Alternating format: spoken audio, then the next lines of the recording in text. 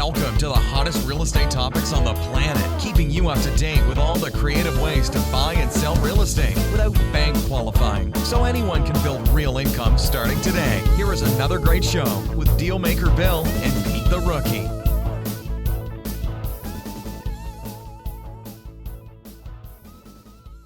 Uh-oh. Here we are. Another episode of Flipping Houses for Rookies. Uh-oh. Oh, no. Uh-oh. The next couple podcasts are going to be good ones. He's saying uh-oh now. We're in trouble. We're in trouble already. Didn't even start. I'm back on the mode that I'm writing a podcast for me. Oh, yeah. Every once in a while, Mr. Hawthorne needs to rant. So you go right ahead. Get out of your system. It has nothing to do with ranting. I'm sorting things out in my life, and I need the podcast to write them down sometimes. Yeah. So tell me there won't be one or two rants in the middle of this. Come on. Let's just see. Okay. Go ahead. All right. We're at podcast number 328. The name of today's podcast is 3 Great Rookie Conflicts in Creative Real Estate Today. Here's the description. Okay. In a perfect world, creative real estate would be a dream. You would have deals, sellers would be nice, and life would be fair. But in today's turbulent world, on the heels of a 2-year highest ever real estate price hike, to now 10% inflation, and a 4% rate hike in the last 4 months on interest for loans. Mm-hmm. Things can seem like a nightmare, with government officials fighting each other, countrywide national disasters, makes it feel like one big bag of bad luck for you and I. Truth is, fortunes like Walt Disney, Costco's, Standard Oil, LinkedIn, and Microsoft all developed out of depressing times. Mm-hmm. So telling yourself the conditions aren't right could cripple you. In this 60-minute podcast, we will be covering the 3 great conflicts every rookie deals with when trying to get started, and where you should focus so you can resolve these 3 major conflicts so your value is hunted by many and make you wealthy, retire early, and get your life back. Good. Good. Sounds good, Mr. Hawthorne. Excuse me. That's true, though. It's so funny. You know, people wait for, like, the right time. By the time the right time comes along, that's called too late. Right? Let's go to Florida. The real estate's booming. Oops. Too late. Exactly. By the time you get there, it's too late. You start building something, you start buying things. By the time you get there, like, everything changed. Exactly. Yeah. Okay. All right. So before we get started, let's do some housekeeping type activities. We pre-record this podcast on Thursday mornings, 9:30 a.m. Eastern Standard Time. When we pre-record, we live stream on YouTube and Facebook. And I'm very proud to say, we've been doing it on Twitter, but I don't push Twitter. Mm-hmm. But Twitter has a new owner now, so I'm willing to push Twitter because I think perhaps our voice might get heard on Twitter. Let's do it. Hey, maybe all our voices will be heard. Maybe that's the right way to try, huh? Maybe. Exactly. Huh? I couldn't figure out why he was buying it, but I think I've got it now. So, anyways, the point is that you can follow us. You can go there.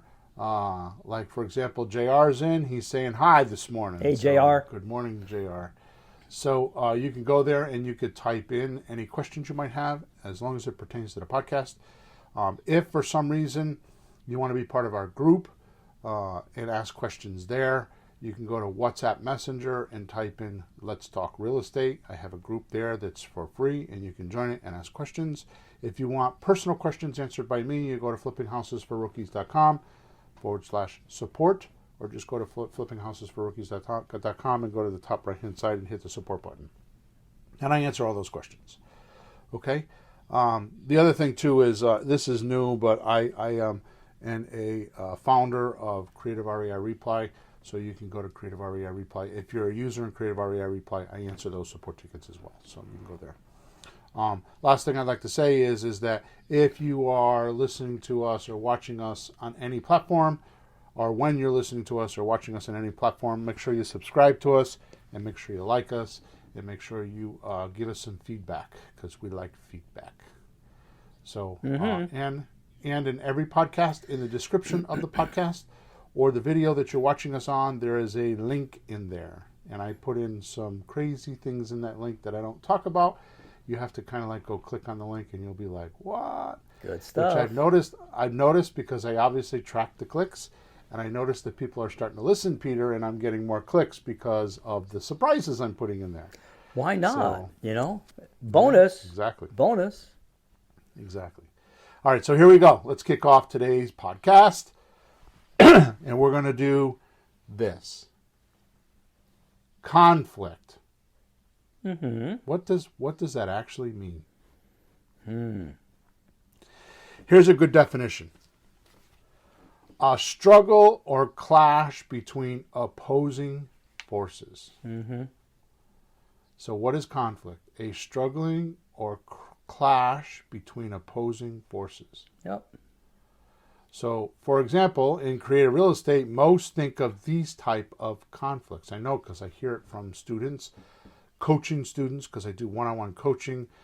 If you're in my WhatsApp Messenger group called Let's Talk Real Estate, there are periods of time where my schedule are lapsed, or I have things that cancel the middle of the week, usually on Wednesday or Thursday night, and I'll post like on a Wednesday or on a Tuesday or Wednesday that I'm doing live closing calls. So I'll actually give people in that chat room a link, and you could go watch me work on my own deals, or listen to me. However, you can watch or listen on those deals. So if you're in the WhatsApp Messenger, Let's Talk Real Estate, that's a benefit, right? I don't do it consistently. I do it very, very arbitrarily. But when I do it, I'm one-on-one with people. So that's another place I'm with people. Creative REI Reply, I helped, or was a very, very influential manner in that platform. And we do support calls every Thursday night for our members. So I have dozens and dozens of people every Thursday night that I talk to. So what I'm trying to tell you is that my finger on the pulse of the student is not like, no disrespect, but somebody like Ron LeGrand that's 90 years old and is like, he doesn't touch the students anymore other than the seminars, right? So I'm very active, I'm very helpful, and all that kind of stuff. And I only say that because when I give you these, what most think as conflicts, these are what I hear all the time. So here we are. I've got 5 of them. These were the first 5 that came to the top of mind. I could have probably wrote a list of 20 of them, but I didn't think I needed to. So number 1. That's enough conflict. Yeah. Number one conflict. Seller's asking too much. Notice I used the word there. The key word in that sentence is asking. Right. Asking. Yeah. Number 2 conflict. Making a mistake because you don't know. Number 3 conflict. Not coming back to seller with correct answers. Yep. By the way, you think that. The seller knows no difference. If you're listening to this podcast right now, you have more answers than your seller does. We're not saying he may like or dislike them, but you got answers. Yeah. No, it's funny. Bill, you know what's funny? Huh. We, after a little training, we have more answers than realtors. In my first year with you, folks, I wound up in a realtor's own house with another realtor who brought me there to talk to the realtor on how to sell the house on terms. My first year. Yep. And I didn't know everything. I haven't told you this, but I'm doing a deal right now that a realtor that both you and I know does tens of millions of dollars a year and has a subject to deal and doesn't know how to do it. So I'm buying the deal. Really? She doesn't? Nope. JR says, can there be conflict if a seller wants to cross-list their property? Yes. So cross-list means that they're going to use you and a realtor. I'm assuming that's what JR is talking about. Mm-hmm. So, yes, there could be if you don't do it right. There's a system in that, JR, or a sequence, I should say, not a system, a sequence in that. If you get to the seller first and they sign an option agreement with you and they tell the realtor that they have an option with you and you have to be exclusive from their contract, it's not a conflict. Mm-hmm. If they got to the realtor first and they sign the realtor's contract first, then it's a conflict. Mm-hmm. Okay, so number 4 conflict. How to structure the deals correctly. I'm going to talk about this a few times today, but I promise you probably one of the best podcasts I think I've ever written is this one and the one that follows, which is 329. They're a little bit philosophical type things, but if you listen, they're really what's going on. I mean, it's observations. It's my observations of what's going on in the market right now. Mm. Okay. Conflict number 5, which, by the way, I am fixing how to structure deals correctly. I have that pretty close right now. So, number 5 conflict, finding proper buyers and sellers. So I'm going to read them straight so you can get them. So you can agree with me that these are conflicts. Number 1, sellers asking too much. Number 2, making a mistake because you don't know. Number 3, not coming back to seller with correct answers. Number 4, how to structure the deals correctly. Number 5, find proper buyers and sellers. Mm-hmm. And these are just a few of the monsters most rookies battle with in their own minds. Sure. These are demons to them. They so much so they don't do much in creative real estate. They feel like they have to overcome these barriers to do anything. Well, those are always in your head, or some of those are in your head when you try to move forward. So the big what ifs. It only takes one to derail you if you really worry about it. But you start thinking there's a dozen probably, and you can freeze. But the thing is, folks, while you're thinking of them and kind of freezing without taking a step, none of those are actually happening. Right? They're all in your head. Yeah. I mean, why don't you take a step forward? If one comes up, I'm an educator.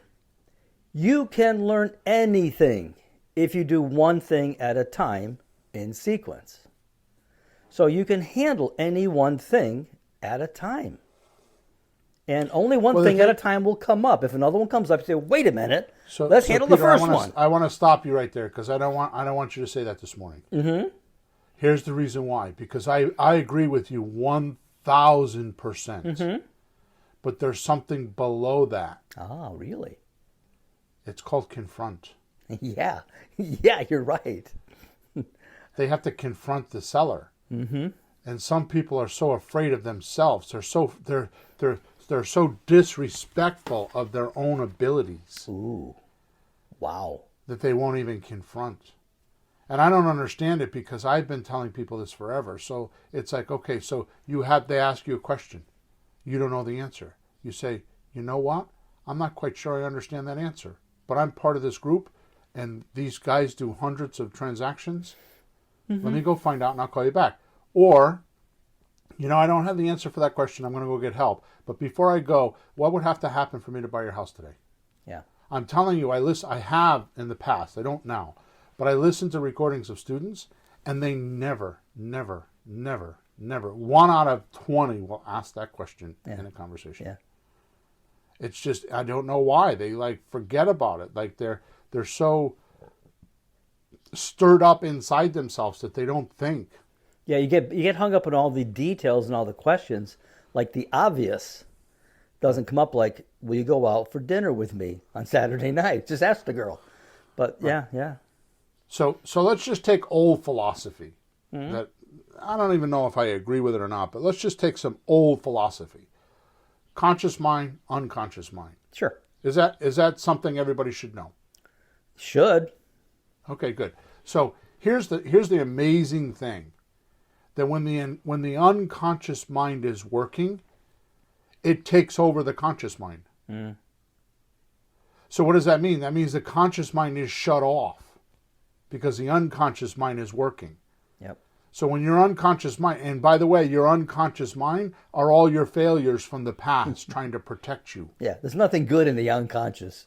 That's why it's unconscious. So when people say I need to think about it, their unconscious mind will kick in and pose to them all their failures in the past and why it won't work, because they tried something like this before and they connect it to some weird, like, oh, I was riding my bicycle, so now I shouldn't eat an apple. It's like it's not conscious, it's not analytical, it's not clean thought. It's like a reaction. Yeah, it's completely a reaction, right? So there you go. So when the conscious mind is kicked in, the unconscious mind is kicked in, and here's the thing, you don't know whether you're looking at an unconscious picture or a conscious picture. Yeah. And I'm going to talk about that next week, or on episode number 329. But you taught, now I hope I don't blow episode 329, but you taught me something. We study a lot of books and classes and things, and a lot in common, but you pointed out something that really stuck out to me that applies here. If you're lost and you're stuck and you don't know what to do and you're feeling all that emotional conflict inside, the way you get through that is follow instructions. Yeah. Like you have the 10 Commandments, just do what that says. You have the Constitution, just do what that says. You have the rules of real estate. Here's the percentages, here's the numbers, here's a loan to value, whatever we have for tools. You just follow the instructions no matter how you feel, and you'll be at least following some correct analytical advice to pull you through. That's my suggestion. Does that make sense? Yes. And the interesting thing is, we're way off topic here. The interesting thing is the human mind is made to be right. Mm-hmm. So all of us want to be right. So you could read something, and I'm not going to go there. All right, let's move on. The truth is that these three conflicts are the real reason anyone doesn't have way more money or wealth that they want. Wait, I'm confused. From real estate. I'm confused. You have 5 conflicts. 5 or 3? No, okay. So I gave you, so here's a good definition. A struggle or a clash between opposing forces. Yeah. And then I gave you 5 examples of those struggles or clashes in creative real estate. Okay. Those were the 5 that I just gave Yeah. you. Okay. So much so that they don't do much in creative real estate. So these 5 things are there, and there could be more, but there's these 5 main things are there, and they stop people to doing anything. In fact, these are the people that study all the time and feel like they're doing real estate because they're trying to solve these 5 conflicts. Yeah. They think they have. Yeah. Right. Yeah. So what I'm saying is, the truth is, there's actually three conflicts that underlie all this, and they're the real reason why anyone doesn't have more money. So what I'm saying is that there's 3 reasons why you don't have money from real estate, and I'm calling them conflicts. And here they are. Okay. Your offers are bad. Number 2, not enough outflow. Number 3, environmental distractions. Those 3 things, and I've culled it down after years and years of helping people, my own life, everything. Those 3 things are the only reason. There are no other reasons. Well, there are absolutely no other reasons. Well, if there are, they fit under those 3. That's your point, right? They fit under that. There you go. One way or the other. Yep. So, number 1, your offers are bad. Number 2, not enough outflow. Number 3, environmental distractions. Yep. So for the rest of today's podcast, I'd like to talk about these 3 points. Okay, so I'm going to talk about offers first. Okay? Actually, I'm going to follow my script here. So only because I wish someone pep talked me, I use those words because I couldn't decide prep talk me or pep talk me. I don't know which one I like better. Well, there's another word, pep. Yeah, okay. You know, I wish somebody had spoken to me about these when I first started, so I didn't take years and hundreds of thousands of dollars, hundreds and hundreds and hundreds of thousands of dollars, and lost revenue to figure this out. Mm-hmm. And honestly, 2 major events in my life taught me these very high-level pieces of information. wow. 2 events recently in my life, and I'm going to tell you. Recently, even, huh? After all this time, it's crazy. Number 1, COVID. When I went to Florida, COVID came in. I was volunteering at a church. Well, I wasn't volunteering. I was actually on staff. I was an executive at this church, but it was a volunteer position, right? On Wednesday night, they told me they're going to shut the church down because of COVID. On Friday morning, I have a coaching call with my coach that I cherish unbelievably. Sometimes it's just I just talk to him for 2 hours. It's a this, it's a that, it's a this, it's a that, and I kind of get rid of all of it, right? Yep. Sometimes we work on strategy. We work on all different things. I've been doing it for years with this guy. He's a really cool guy. So I cherish my time with him on Friday morning. I ended my call with him about 11 or 11:30. I left my office and I packed my car.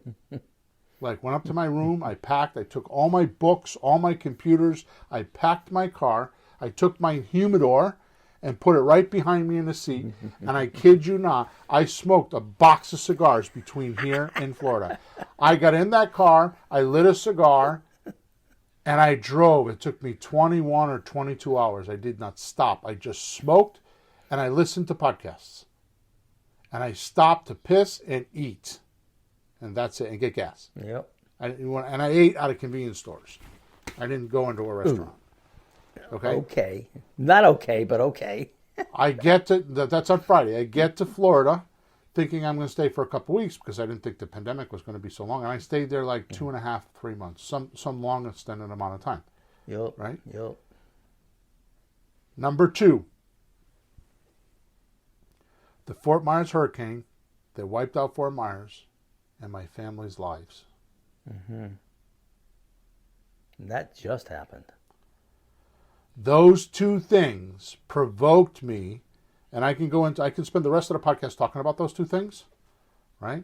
But those 2 things provoked me to look at this phenomenon because it happened to me.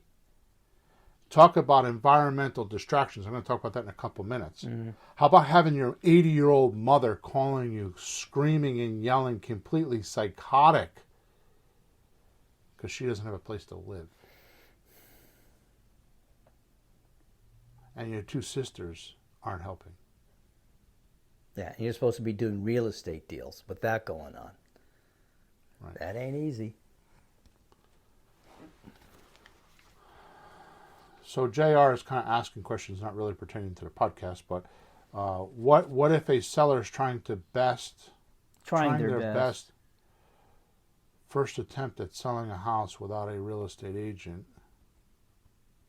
Is there a fancy name given to the seller's realtors work with?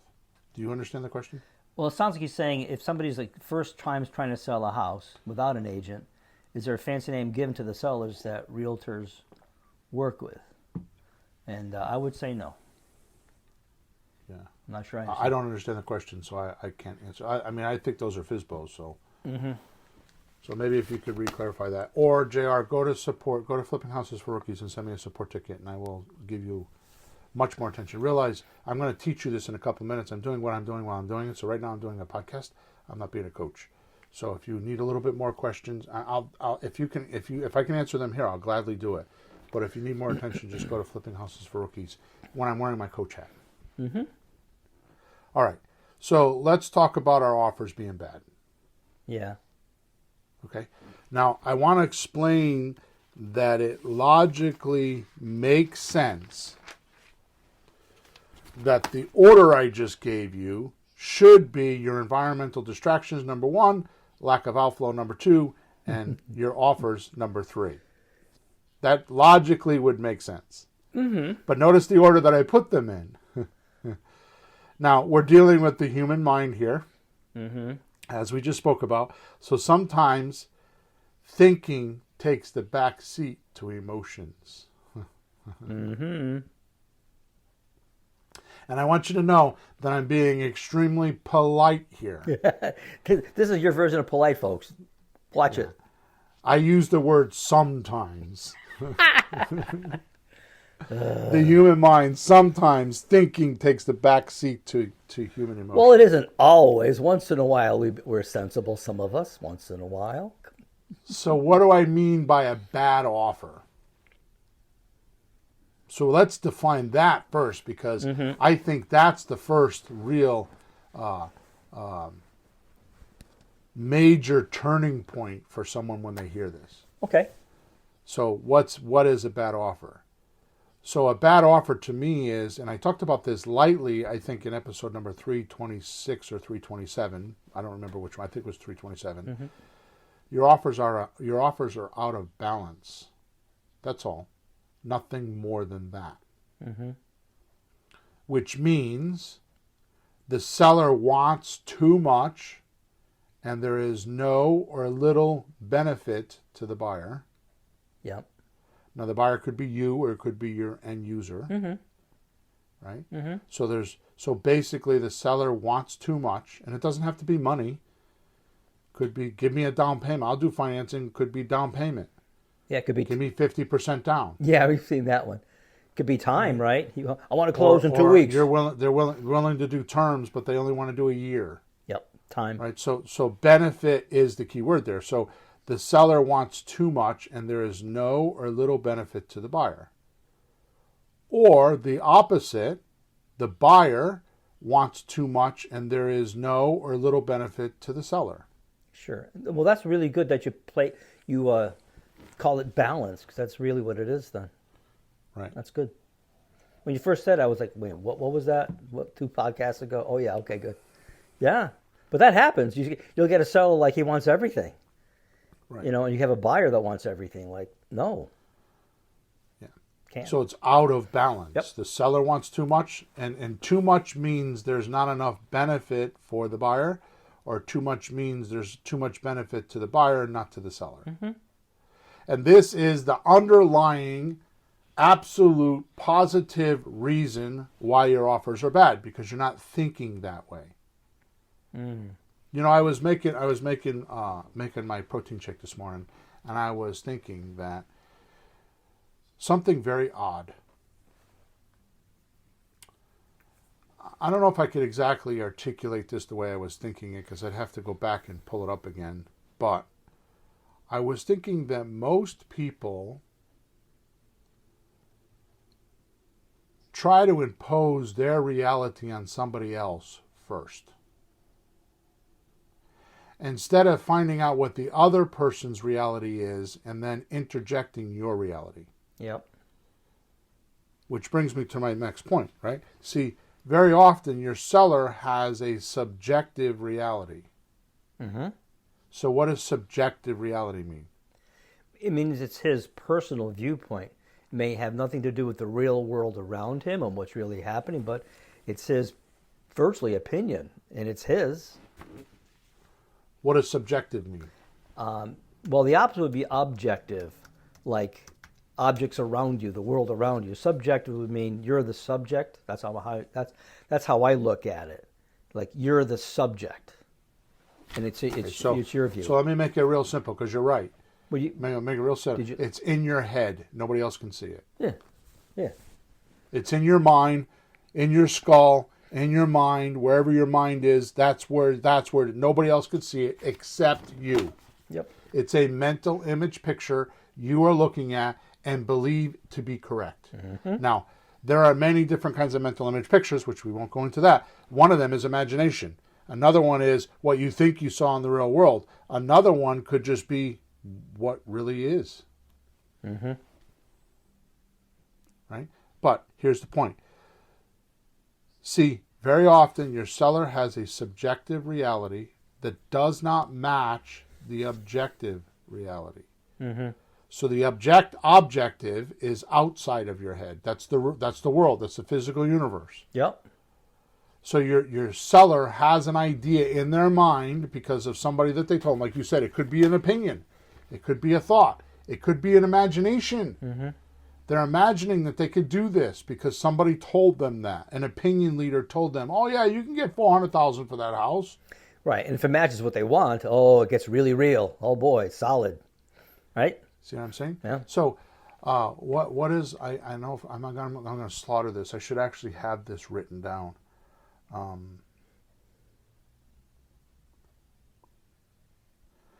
People find things or read things or understand things that they believe. Right? So if you believe that creative real estate is true, then creative real estate is going to be everywhere. It's going to pop up everywhere for you. Yeah. Because you have your attention on it, right? So I didn't say that right. No, so you we'll said it before. A couple of years ago, I remember you popped up. Like whatever you have your attention on in your head, you'll notice in the environment. We were driving down the street one day. You notice boat launches. And I'm driving down the street and notice, hey, look, there's a music store over there. That's what my attention's on. You were thinking about boats, so you saw what you... So if somebody has attention on something, they'll grab that. That's real to them. They'll find it. They'll find it. The universe will present it and to they'll use it as proof that what they're thinking is real because someone else thought true. the same crazy thought I did. There's two crazy people, so we're right. Right. Or two people that really are right, and everyone else doesn't agree with them. Oh, boy. All right, so an offer is imbalanced because the seller wants too much or the buyer wants too much. Mm-hmm. So now we're talking about often your seller has a subjective reality and it doesn't match the objective reality. Mm-hmm. And your job is to create a bridge between what the seller thinks will happen and what can actually happen. Right. Because you're objective. I hope so. Which is why discovery questions are so vital, because you need to find out what are they thinking, what is their idea, how do they think this is going to play out, what is their subjective reality, what are they thinking, what are their expectations, right? Yep. So we're going to talk about this in episode 329. But the formula that I always talk about, every deal goes through this four-part formula. Mm-hmm. Find and communicate to a motivated seller. Tell them what you do, which is I buy real estate with payments or discounts. Yep. 3, what's needed and wanted. You have to find that out. You have to say 3 again. You have to find out, right? Yeah, find out what's needed and wanted. Yep. And 4, give it to them. Yep. So what's needed and wanted is the subjective reality. Yeah. That may not meet the reality. Well, I want $400,000. What do you mean you want $400,000? The house is only worth $300,000. Yep. Well, my friend just sold theirs down the street for $400,000. Mm-hmm. Down the street is 4 miles away. Yep. Right. Mm-hmm. Now here's the oddness of all this. So hopefully I've done a good job of making this really simple, even though it sounds like I'm being philosophical right now. I'm going to bring this around so it's very real to you. But this is what's happening with rookies. Now here's the interesting thing. Most rookies don't feel like they themselves know the objective reality themselves. And don't really understand the simplicity of the saying that Zig Ziglar gives. If you have it, you can have everything you want in life if you will help enough people get what they want. So let's talk about reality for a second. I'm being very profound today. I hope this is okay with our listeners. So what's reality? What's reality? Want me to say? Sure. Okay. Well, Succinctly. Succinctly, you could have. I use 2. There's the real world around you, things you can really, really see. You can touch them; they're there. But more importantly, I believe, is what people agree is really going on. That's right. Exactly. That's more so powerful. Reality is agreement. It's more so powerful. if you agree that a house is worth $300,000, and I agree that it's worth $300,000, it must be worth $300,000. At least to you. If you agree that my car is pink, and Everybody that's looking at it agrees that it's pink. Well, damn, it must be pink. Yep. Right or wrong. If you agree that wealthy means having $1 million and everybody else agrees that wealthy is having $1 million, then damn, wealthy is $1 million. Right or wrong. That's the reason why we have things like dictionaries. Yeah. Never People argue. agree these are the definitions of words. This is the reason why we have money, because people agree that it's exchangeable. Yeah. There's confidence in the exchange. So if I give you $100, you know that you can go give somebody else $100 and get what you want. There's confidence in it. I'm sorry, I'm laughing. Give me 20 seconds. There was a Facebook post of like 150 years ago when the cavalry in charge guy tried to give a Indian chief money for his land. He gave him a bunch of money, and the Indian says, "What's that?" So he took the money, threw it on a fire, and says, "That's no good." And exactly. he put dirt in the cavalry in charge guy's hand. He goes, "See, that'll never go away. My dirt is better than your paper. Go away." Exactly. I'm sorry. It was a Facebook post. It was brilliant. I gave it no justice. This Indian chief was brilliant. It was longer than that, but we agree that it's worth something, so we hang on to it. So what better way to create a reality of what is than to talk to sellers? So we have to develop agreement with them somehow. No, at first you have to find out what they want subjectively. Well, yeah, I'm not saying how, but ultimately. So if you have how many percentage of people that will want cash and not want to do a creative real estate deal? What's the percentage? Do you remember? This is a quiz. 97. 97% of the people will say, I want all cash, because their agreement, their reality is they can go to a realtor and the realtor will bring them all cash now.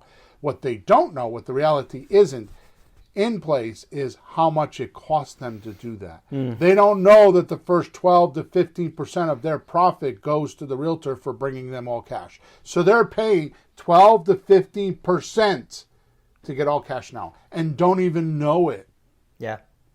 Because it's so insidious. It's built into the system. Because, oh yeah, by the way, the realtor system is the only way to do it other than for sale by owner. So it's actually technically a monopoly, which I have books on that, right? Yeah. The Breaking the Real Estate Monopoly is one of my books, right? Go online, you can find it. So Breaking the Real Estate Monopoly. The coolest thing, and I'm off on a rant right now. You said I was going to do it, and here I am. I'm doing sorry, it, right? I didn't mean to push you into it. Go ahead. Here's my point: is because us creative real estate investors can't all organize like the realtor did. We're not known, but COVID changed that. COVID changed that a lot because of the way the dynamics of buying houses and not going in houses and all the Zoom calls and all the electronic stuff. It forced the real estate business 5 years ahead of itself. And now what's happening is realtors are struggling because it's became a common knowledge point with sellers that they could do creative real estate and they don't have to use a realtor. Yeah. Because for a very long time during COVID, almost 40%, nobody's talking about this on the news, that's for sure. Almost 40% of all the deals in 2020 and 21 were done without realtors. They were person to person with a closing agent. Almost 40%. That's a big chunk of market share that the realtor lost. Yep. And that's still lingering. And you want to know when is a good time to get into creative real estate? Right now, it's the best time in thousands of years because it's never been so common. It's never been so well known by so many people, including realtors. That's right. So if you have everything you want in life, you will. You can have everything you want in life if you help enough people get what they want. Doing this alone will help all rookies figure out how to make their next step in each deal. That's the other thing. One of the things is eat an elephant one bite at a time. So old, right? So corny, right? Point is that how do you do real estate? Your next step. Yeah. That's what I was saying before. You only have one thing at a time coming up. Just handle that before you move on, before 2 or 3 things pile up to get confused. Just deal with one thing at a time. Right. One foot in front of the other is slow and simple. allows you to figure things out, but will get you through the journey of 1,000 miles. Yep. Okay. Yep. Enough on offers. I'm going to cover more of that on episode number 329. Will we talk more about how to talk to people to get that done? Because sellers will a lot of times ask questions and kind of push you into maybe talking too much and not finding out what they want, because they don't want to tell you what they got going on. They want to squeeze all the information. I do not want to reveal what's going to happen, but I'm telling you, between these two podcasts, between these three conflicts and what we talk about next week, is going to change the market. Change the market? It's going to change creative real estate forever. Wow. Okay. Because I'll what be you there just then. hit on, I have figured something out that nobody has thought of. And I'm bragging right now. I'm proud of this. Yeah. And what you just said, I have the magic to it. I have the magic pill. Okay. And I'm just saying that because I'm sitting here like other people listening and thinking like, well, how do I do that? So, Yeah. all right, next week, 7 days, I'll manage. That's why I made a whole podcast just for that reason. Okay. And I'm going to tell you something. I have spent $150,000 on my education, at least. I mean, I'm guessing at that number. And I've been doing this for 30 years. I say 21 plus years. I've been saying that for the last 5 years. Yeah. So it's just because that's the number. Because when I started saying it, that's what. Anyway. Well, so, every year you should add one number to it, Bill. Yeah, I know. That's how birthdays work. So my point is that nobody has ever talked about this. Yet it is the reason why people do not make money with creative real estate. Yeah. It's like saying to the fish in a fishbowl, your water's dirty. And he says, what water? He's so immersed in it, he doesn't even know there's water there. All right, enough of that. I didn't expect to spend all that time on that. Let's talk about not enough outflow. Sure. It's a natural law. I did not make this up. I just observed it.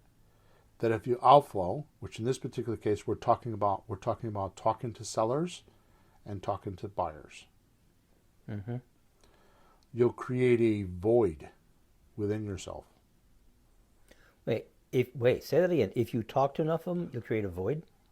Yeah. Okay. If you don't, or an empty space within yourself. In other words, that void is because you're doing all outflow, getting no inflow. It's not balanced. I'm losing something. So, did you say if you talk to a lot or if you don't talk to a lot? if you talk to a lot of sellers or buyers, and you outflow,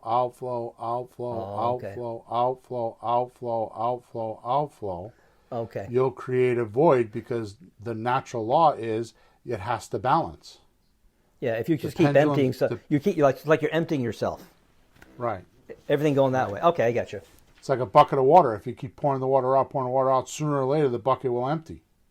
It's like your checkbook. If you keep spending money, sooner or later the money will be gone. Well, if you've ever had a job where you had to talk to people all day, like with your salesperson or call on the phone, by the end of the day, you don't want to talk to anybody anymore. You've had enough of that. And that's maybe a sign of that being empty. Okay, I follow you. And the only way to fix that is to get inflow. Yeah. Right? To get some responses.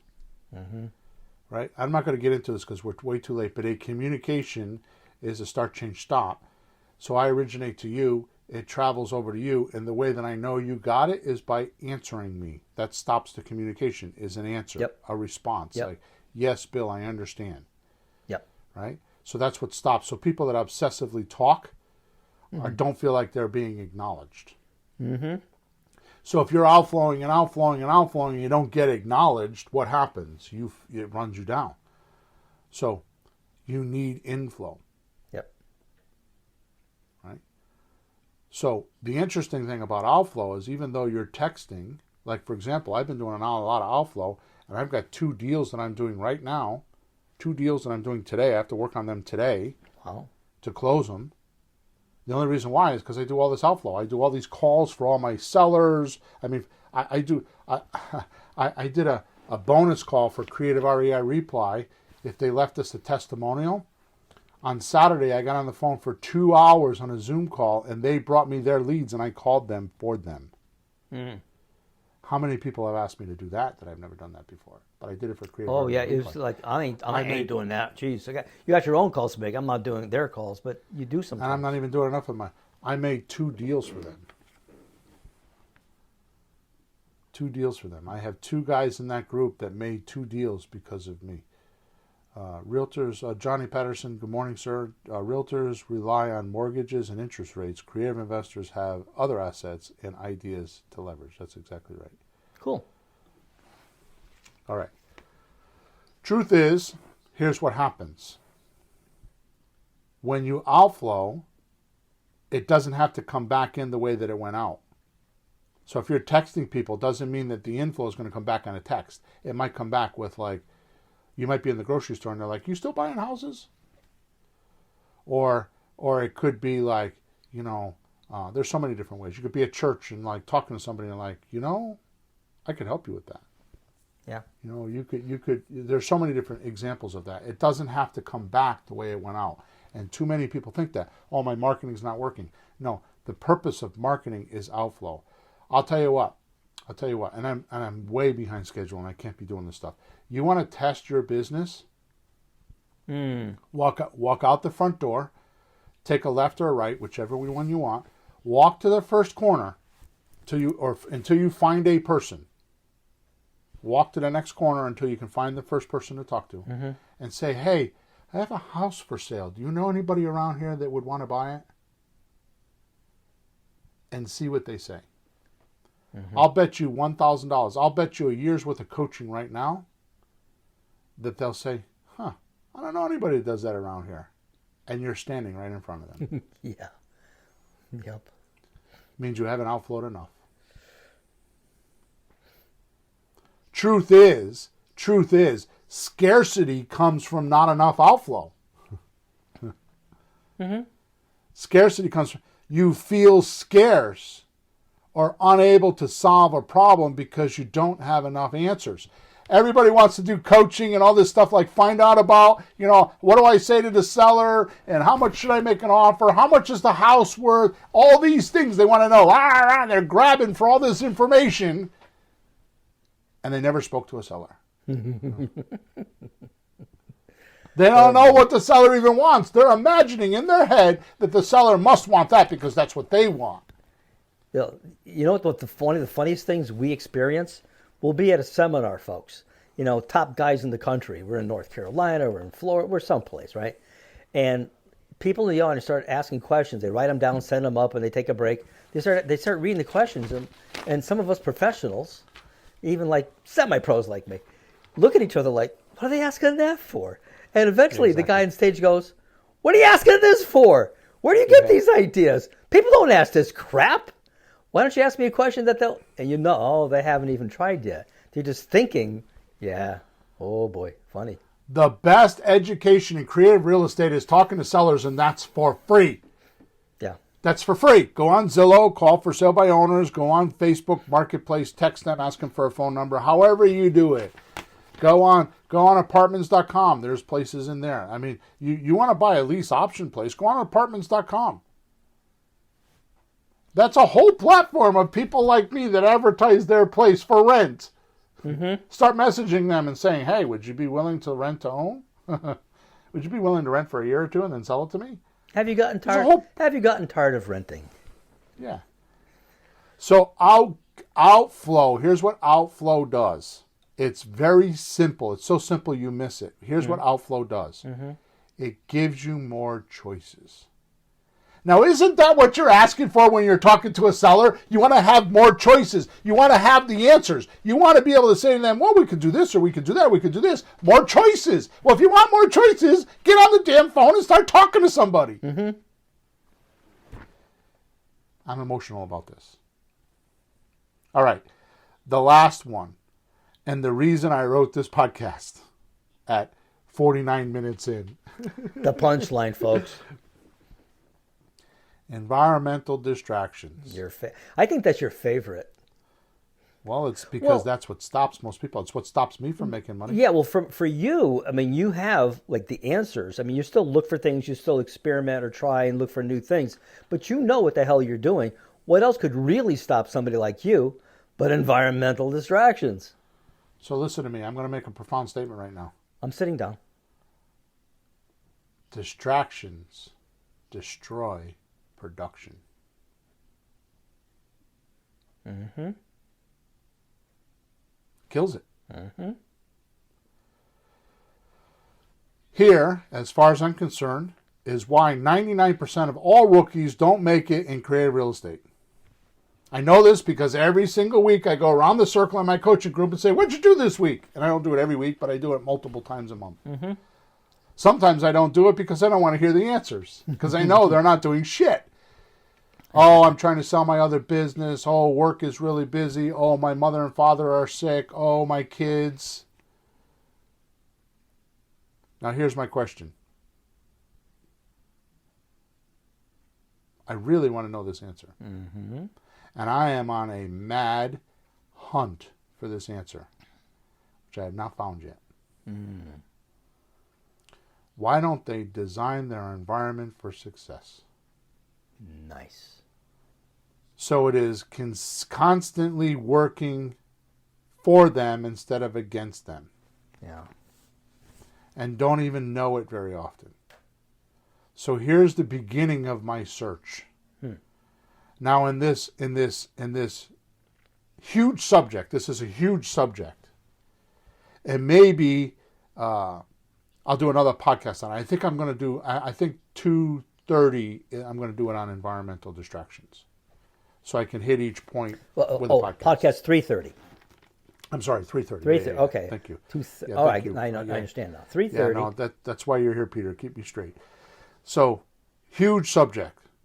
And maybe we'll do a podcast on it another time. Yeah. But today, I want to touch on the highlights, which to me are, there's two of them. I'm going to talk about A, and I'm going to talk about it for a little bit, and then I'm going to come back to B. So later on when I say B, you know what I'm talking about. It's these two highlights that I'm talking about, Okay. right? Yeah.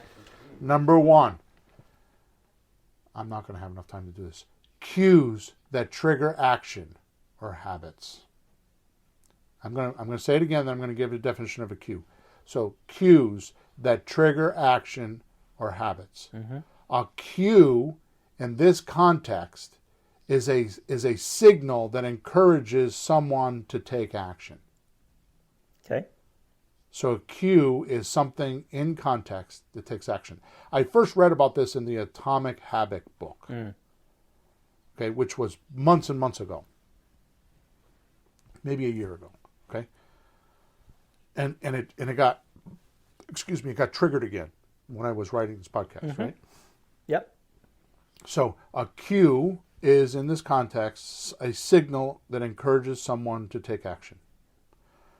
For example, the candy bar next to the chair while you're watching TV. Mm-hmm. Or those nice shoes you always wanted are popping up on your computer, so you buy them. Yeah. Now listen to me, Peter. This is really profound. I really hesitated doing this podcast because it's like, I really did. Because it's so profound. Maybe you're like me, and we already talked about it, and you have parents calling you and crying hysterically because they're homeless after a hurricane. 80 and 83 years old. Could you imagine being married for 63 years and have nothing? Yep. Nope. The only thing they owned was in their car. Talk about devastating. That's a lot of loss. Yeah. Point is, now here we go. The point is this. We mentally assign habits to locations on which they occur. So each location develops a connection to certain habits or routines. Mm-hmm. Like when I sit down, I watch a movie and I eat my candy bar. And fall asleep. right? Which means to me, this is a huge influence of the environment on your behavior. Yeah. So I suggest you to stop and think about your environment and what objects fill that environment. Because those objects are the cues that trigger the habits. Yep. You go on your computer and you check Facebook because it's there. Well, shut Facebook off so you can't see it on your computer. You want to stay off of Facebook on your phone? Take the app off your phone so you can't find it. Yep. You get what I'm saying? So these objects then are relationships between you and the environment, right? And they cause you to think in terms of interaction with the space around you. If you go in, I had a dietitian one time come in my house. Sherry Bull was her name. Oh, yeah. You remember her? Remember, sure. I guess I didn't know she was a dietitian, though. Okay. Yeah, she helped me with a diet some years ago because I was having trouble with not feeling well. I wasn't even worried about my weight. I wasn't feeling well. She spent 2 sessions with me outside of my house explaining to me she had to come to my house. She went through my entire kitchen cabinets with a garbage pail and threw everything out. What are these crackers? For this exact reason, because they were cues in my environment that had habits. Yep. So if they weren't in the house, I would not eat them. Or did she take you to the supermarket eventually? Yes. Exactly. The next visit, we went to the grocery store and filled the cabinets up with the right things. Yeah. Which means the good news is you can train yourself by linking objects to your space to the habits you want. Now, I will not be able to emphasize this or implement this enough. I cannot put enough emphasis on what I'm about to tell you that you'll actually go and do it, including you. Okay. You need to go to Amazon right now. Right now, go to Amazon and type in The Magic of Good Management by Dan Kennedy and read that book. The Magic of Good Management. Yes, Oh. and read that book. It's all about time blocking, and he uses the language time vampire, the person that comes in your office and wants to talk about the baseball game. It's a distraction. So what you need to do is you need to time block. So the saying is, which means good news. Okay, so I'm getting ahead of myself. The saying is, do what you're doing while you're doing it. Right? Now, let's get back to my highlights. Remember I told you there was 2 highlights. There was A, right, which we just covered. Now we're on B, right? The power of focus. Distraction free. Ooh, that sounds good. Now, let's just define what focus is. The center of interest or activity. Yeah. Center of interest or activity. Here's the magic. I just said it. Do what you're doing while you're doing it. Yeah. You ever notice that when you're not distracted, you could do an hour job in 15 minutes?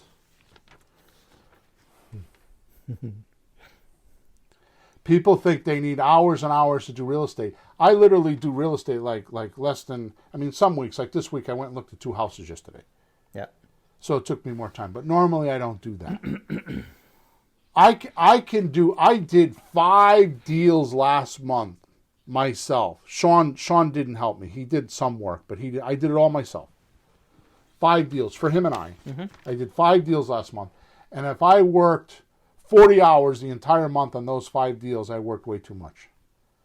But that's because I have an office door and I have a rule in my house when my door is shut, do not knock on it, because I have a shotgun and I will put a hole in you. It came from Dan Kennedy's book called Time Blocking and the Magic of Good Management. I promise you, that is your secret right there. That guy wrote a phenomenal book. that you will figure out how to be distraction free and segment your time so that you can do everything in the week you want to do. You just do it while you're supposed to be doing it. Yeah. So you want to have sex with your spouse? Time block it. You want to have food for your stomach? Time block it. You want to have fun with your kids? Time block it. But the time. And next thing you know, when you start time blocking things, you'll have more time instead of less time. That's the crazy thing. When you do it the right way, I mean, if you do it the wrong way, everything will take you 3 times as long to do. Right. Yeah, I was working with my wife and I were working on. Mary and I are working on that right now for our life and our business. And I noticed that she has a sewing machine and a pile of things to sew, and a year will go by, literally, or 2 or 3. I said, "When do you sew?" She goes, "Oh shit." So we'll have to put that in the schedule. So while I watch something, just put it in there. So we're at the hour, so we're going to go a couple more minutes. I'm almost done. Okay. Here's the earth-shattering truth about focus. Mm-hmm. Most people use it incorrectly. Only because they try to focus on the outcome, not the inflow. Mm-hmm.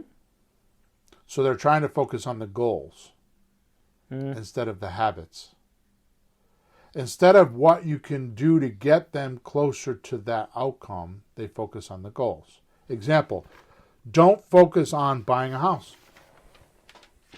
Don't do it.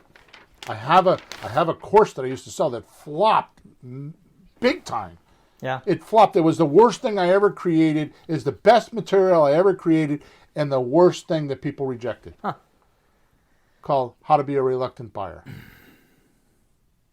It is the best training, one of the best trainings I have, How to Be a Reluctant Buyer. Because it teaches you the core talents of a creative real estate. It teaches you, it walks you through and teaches it to you. The most important things you could know is how to talk to a seller. And this teaches you how to do that. And because the title wasn't sexy enough, people didn't buy it. And it was underutilized. Yep. So don't focus on buying a house or making money. Don't focus on that. That's too steep of a gradient. Well, those are the end results of...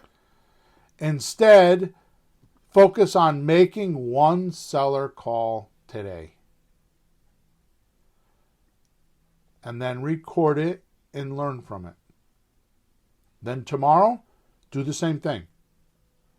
Next thing you know, your confidence soars. Your hope gets rekindled. And your environment or space stars for that new habit because of the wins and the success. It's too simple.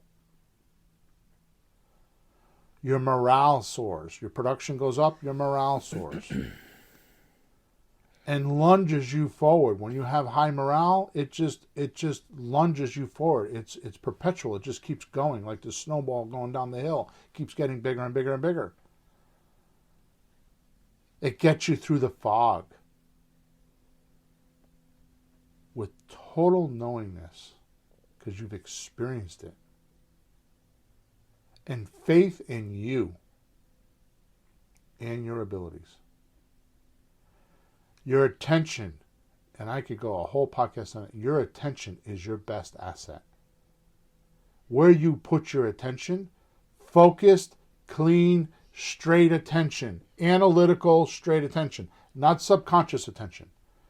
I'm talking about conscious attention. Too many people, like for example, I know that, well, I'm not going to say that. I know people in my life that like to put everything on automaticity.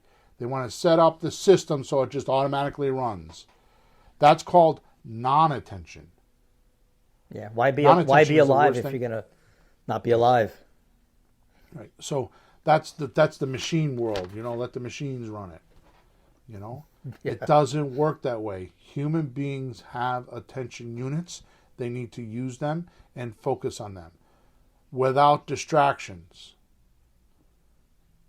If you do this, if you put something, just pure energy, attention on something, pure focus on something for a couple of minutes, right?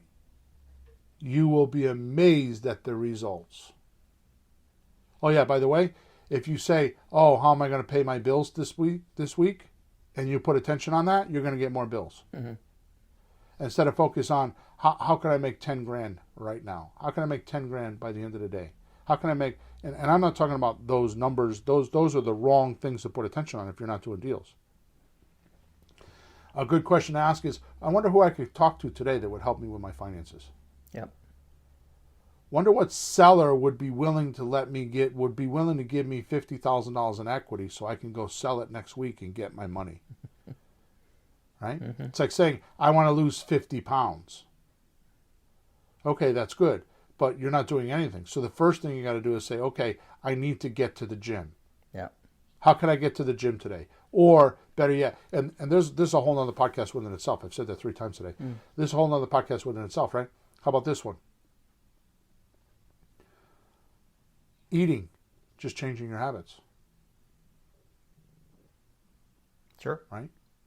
You can make the decision. What do you put in your mouth? Yeah, it's all habits, though, isn't it? Yeah. And it goes back to what I'm telling you. There's objects in the environment that are connected to those habits. If you remove the objects, the habits will change. Does this make sense? Well, it sounds like setting yourself up to succeed instead of to lose. It's designing your environment. That's nice. People think, well, they're affected their environment. No. But you want to be cause of your environment. Like, if you don't like something, well, then change it. Well, he always comes and bothers me. Well, tell him not to. Be polite about it, but tell him no. It's your life. It's a lot of stake. Your life is a lot at stake, so just do it.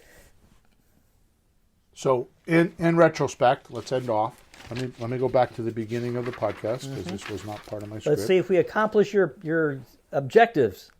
I did. So, put your attention on how your offers could be good. Put your attention on how you can do outflow, and put your attention on how you can have a clean, succinct, undistracted environment.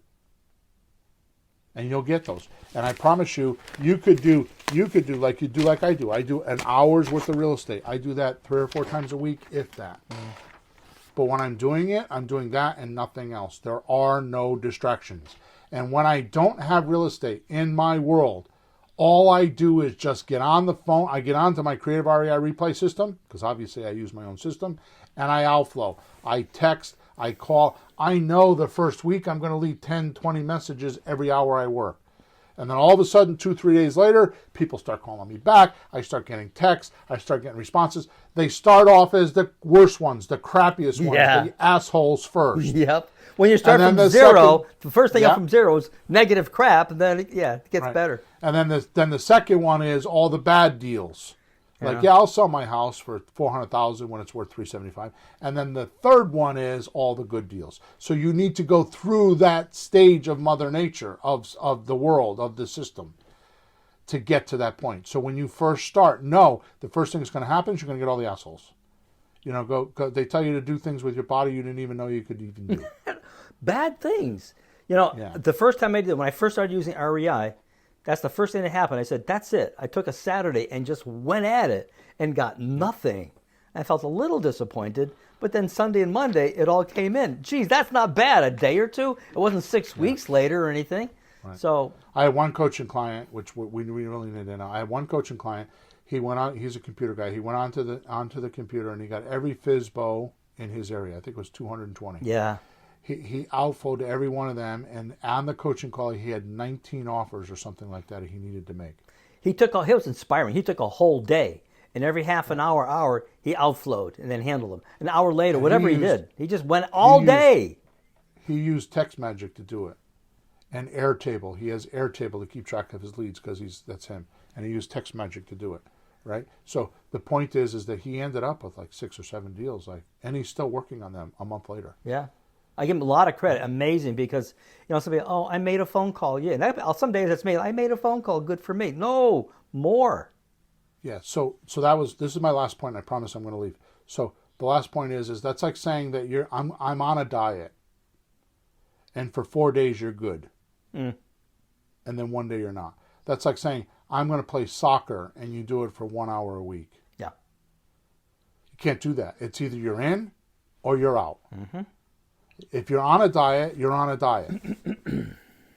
If you're going to remove sugar, remove sugar. Right? Like I talked about that not too long ago on another podcast. Like it's your beingness, right? So it's like the example I gave, like, I don't know if I could do this off the top of my head. You know, you want a cigarette? Oh, no, thank you. I'm trying to quit. Right. Or the second guy would be, you want a cigarette? Oh, no, I don't smoke. Yeah. See the difference? Yeah. He starts off, I am not a smoker. It's not, Right. I am a smoker who's trying not to be a smoker. Just don't be a smoker. Like, if you have trouble stopping something, don't start. Right. So your attention without distractions alone will give you everything you want. And then some. Once you can be undistracted and in control of your attention for what you want, you'll have it. And be careful of what you think you want. I want to be debt-free. Means that you'll get more debt. I want to buy a house. Means that you'll buy a bad deal. Yeah, if you want it too much. Yeah, careful. Right? I can tell you right now, I know, and I'm not going to name his name, I almost did it, but I know someone that's all over YouTube and does subject to deals, all over YouTube, all over Facebook. I'm waiting to hear the reports. I started to hear them already. I'm waiting to hear the reports about how he's going to crash because of all the deals that he did, because the way he teaches it, there's not enough equity, and there's not enough. He doesn't have laws. Like when we do subject to deals, we need at least 20% worth of equity, at least 20% worth of cash flow. Why is that? Because in 2009, I crashed and burned with all my subject to deals. And nobody teaches that, but I do, because I went through it and I got my face caved in. Yep. All right, so we're at 11 minutes after. We have to end off.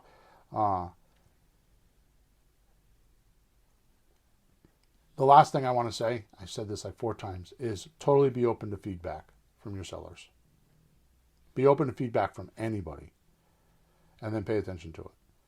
All right? And that, my friend, is a universe secret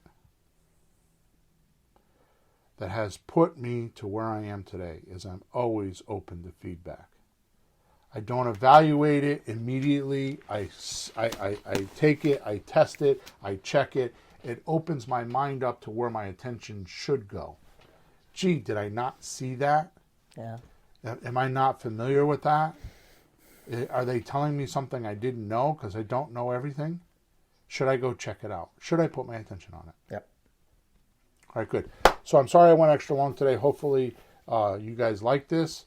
I hope that you leave us good reviews. I hope that you subscribe to us. And more importantly, if you have any questions, you can go to Flipping Houses for Rookies. Top right-hand side is support. Even if you like the podcast, go there and tell me so I know it. Or you can go to Flipping Houses for Rookies testimonials on the top right-hand side, and you can leave us a testimonial there. Okay? So next podcast is podcast number 329. It is called Genius and Simple Creative Real Estate Offer Theory Exclusively Revealed. Cool. So that's going to be a cool podcast. Good. All right, guys. Over and out. If you need anything, you know how to get a hold of us. Go out there, make some deals, and give me some feedback. Let me know what you think. Good day. Thanks for tuning in to the hottest real estate topics on the planet with Bill and Pete. If you want to continue learning how to buy and sell real estate without money or credit, head over to flippinghouses.club for some cutting-edge real estate wealth tools. Or contact us at info@flippinghouses.club.